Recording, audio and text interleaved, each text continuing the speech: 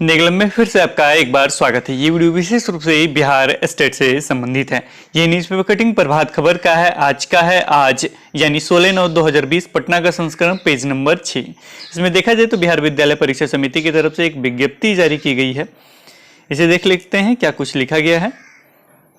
बिहार विद्यालय परीक्षा समिति पटना माध्यमिक शिक्षक पात्रता परीक्षा एस्टेट 2019 के पुनर्परीक्षा के संबंध में आवश्यक सूचना। विज्ञप्ति संख्या है PR 223/2020।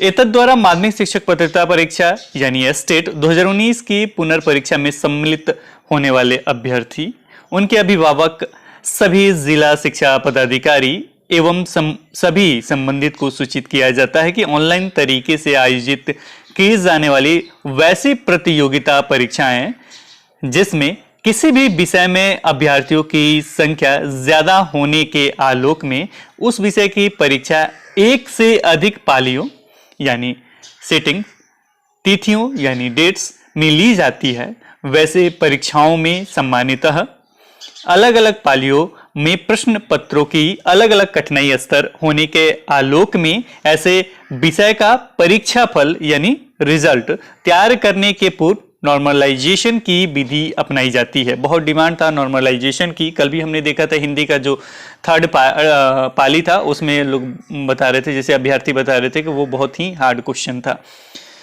टफ क्वेश्चन था उसमें।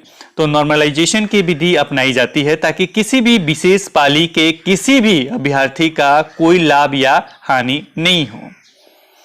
इसमें आगे लिखा गया है, इसी प्रकार माध्यमिक शिक्षक पात्रता परीक्षा एस्टेट 2019 की ऑनलाइन परीक्षा में भी वैसे विषय जिनकी परीक्षा एक से अधिक पालियों या तिथियों में ली जा रही है, वैसे विषयों का परीक्षा फल तैयार करने के पूर्व नॉर्मलाइजेशन की विधि अपनाकर ही परीक्षा फल तैयार करने का निर्णय परीक्षा आयोजित करने के पूर्व में ही लिया जा चुका है। यानी पहले से ही लिया जा चुका है नॉर्मलाइजेशन करने की बात, जिससे कि किसी भी पाली सेटिंग्स तिथि यानी डेट के अभ्यर्थी को लाभ या हानि नहीं हो। यानी नॉर्मलाइजेशन जो आप लोगों का डिमांड चल रहा था बहुत दिनों से, मैथ में भी देखा था आपने, तो इसके लिए पहले से ही निर्णय लिया जा चुका है और ये विधि अपनाकर ही परीक्षा फल तैयार किया जाएगा।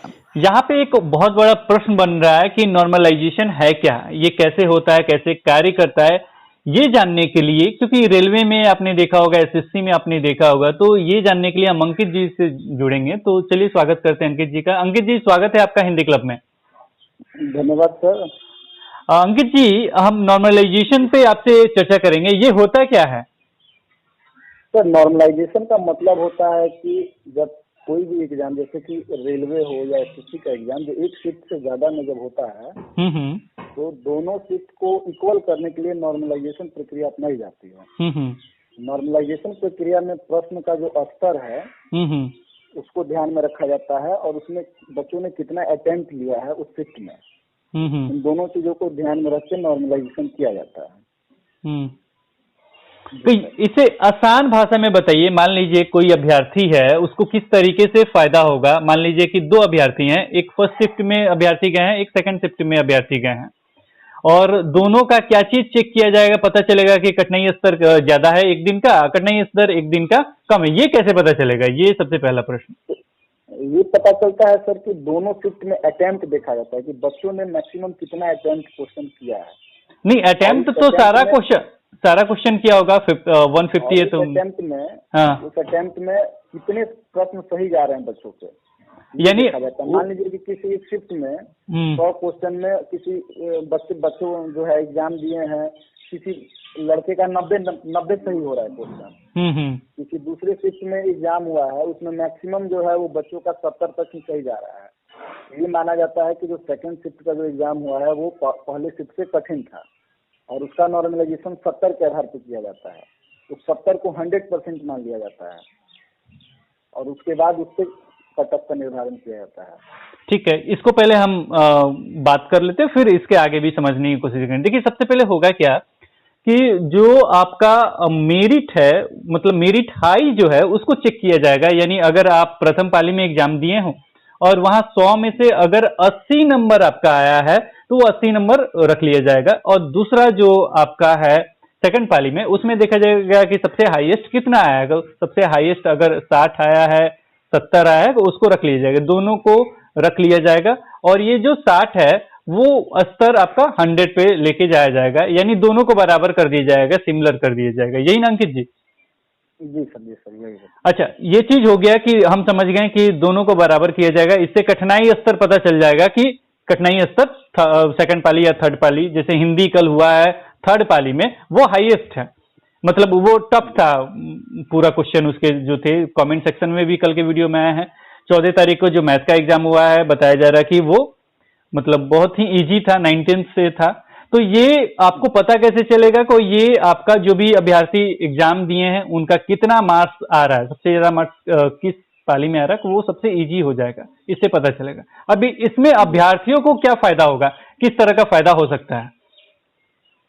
इसमें अभ्यर्थियों को सर फायदा उन्हीं को होगा जिनका प्रश्न कठिन लेवल का प्रश्न अगर उनका सही है, जो कठिन शिफ्ट में है, अगर उनका कोई प्रश्न सही है तो उस पर उनको नंबर बढ़ेंगे, उनका नंबर बढ़ेगा।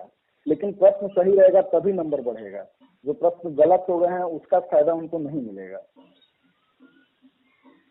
अच्छा, जो प्रश्न सही हो गए उसी का, इसको एग्जाम्पल से समझाइए, उतने अच्छे तरीके से क्लियर नहीं हो रहा। जैसे मान लीजिए कि सर कठिन शिफ्ट में कोई बच्चा का 30 प्रश्न सही है, 30 प्रश्न, स्टूडेंट का 30 प्रश्न सही है, तो उसको बेनिफिट उसी 30 प्रश्न के आधार पर मिलेगा। जो भी नंबर बढ़ना होगा उसी 30 क्वेश्चन के आधार पर ही बढ़ेगा।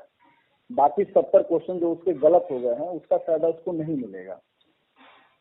अच्छा, इसका मतलब ये हुआ कि सबसे पहले हम मेरिट देख रहे हैं, तो मान लीजिए फर्स्ट पाली में 80 है, सेकंड पाली में 70 है, तो यहाँ पे 10 का गैप मिल रहा है, तो 10 को गैप को पूरा किया गया और 10 मार्क्स इधर से उधर होंगे। तो ये चेक होगा आपका कैसे, तो वो आपने कितने प्रश्न हल किए हैं। अगर आपका 60 है तो आपका 10 बढ़ सकता है। अगर इसके नीचे आपका है जैसे 30 है, तो 30 का परसेंटेज निकाला जाएगा कि 10 प्रश्न बढ़ा है, कि 10 में से कितना परसेंट मतलब 30 निकाला जाएगा। उसके बाद 2-3 नंबर जो भी बढ़े ना होगा वो बढ़ेगा आपका। जी सर, इसी तरीके से होगा। जी सर, ऐसे ही होगा। अगर निगेटिव मार्किंग जिस एग्जाम में रहता है ना, हाँ, तो उस एग्जाम में जो प्रश्न गलत हुआ रहता है उसका भी बेनिफिट मिलता है।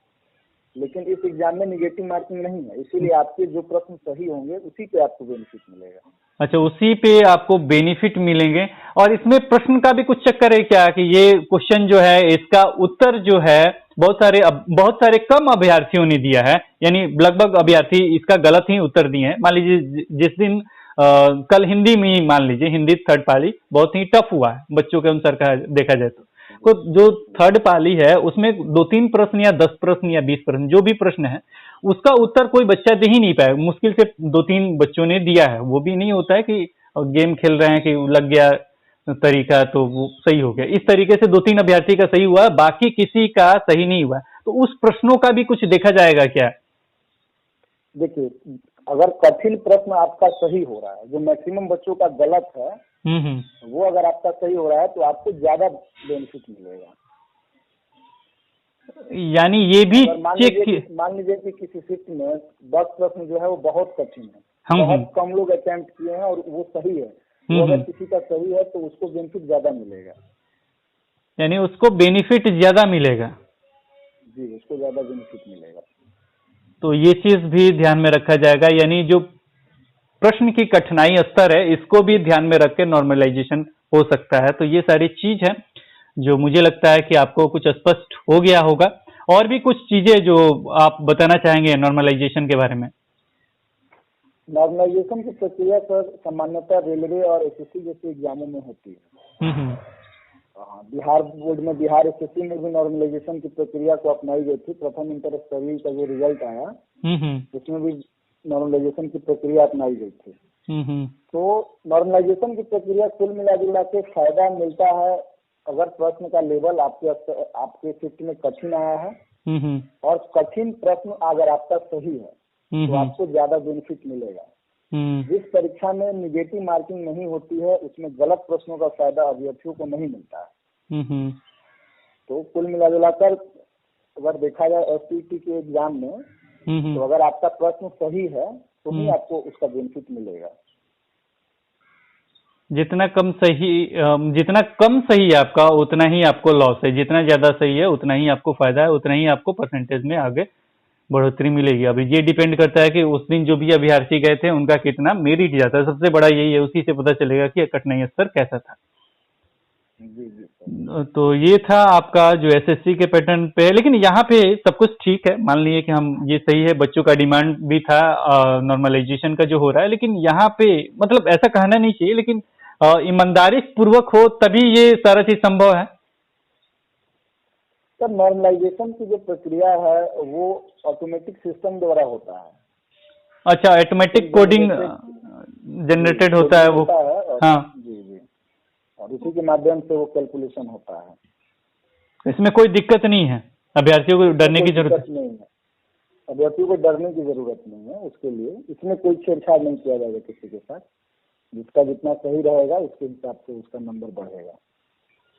अच्छा, यानी पहले से ये कोडिंग वगैरह सब कुछ रहता है, और वो मतलब जो भी डर है जैसे हमने बोला, तो ये अभ्यर्थी की ही भाषा थी जिस तरीके से वो पूछ रहे थे। तो देखिए ये चीज जो है वो मतलब इनके अनुसार या जो भी जानकारी है उसके अनुसार कि ये सबसे पहले कोडिंग वगैरह किया जाता है, और सब जितने अभ्यर्थी हैं सबके साथ वैसे ही किया जाएगा। और भी बहुत सारे प्रश्न होंगे आपके, तो आप कमेंट सेक्शन में डाल सकते हैं। फिर से अंकित जी से जुड़ेंगे अगर आपको ज्यादा दिक्कत लगेगा तो। अंकित जी बहुत बहुत धन्यवाद कि नॉर्मलाइजेशन जो ये प्रश्न था बहुत बड़ा, इसको आपने सॉल्व किया, इसके लिए बहुत बहुत धन्यवाद।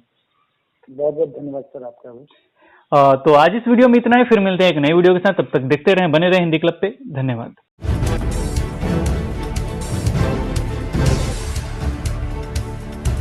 सब्सक्राइब कीजिए हिंदी क्लब को, दबाइए इस बेल आइकॉन को ताकि हमारा वीडियो आपको मिले सबसे पहले। शेयर करें अपने दोस्तों के साथ ताकि वो भी इसका लाभ उठा सके। ये सब बिल्कुल फ्री है।